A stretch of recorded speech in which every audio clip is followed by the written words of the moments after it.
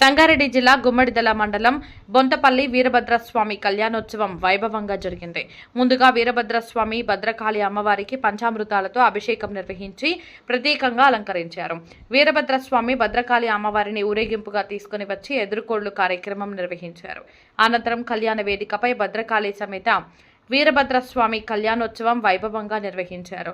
ఆలయ committee chairman Pratap Reddy, EO Shashidhar Gupta, ధర్మకర్తలు ఏర్పాట్లను పర్యవేక్షించారు.